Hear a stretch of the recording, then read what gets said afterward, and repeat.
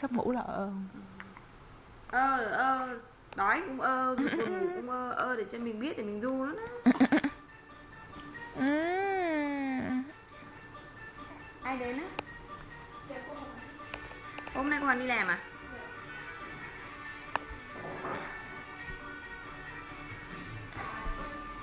Sao chuẩn bị á? Buồn ngủ đó đó. Chuẩn bị ra. Mẹ ơi mẹ ru con đi. Nói đi.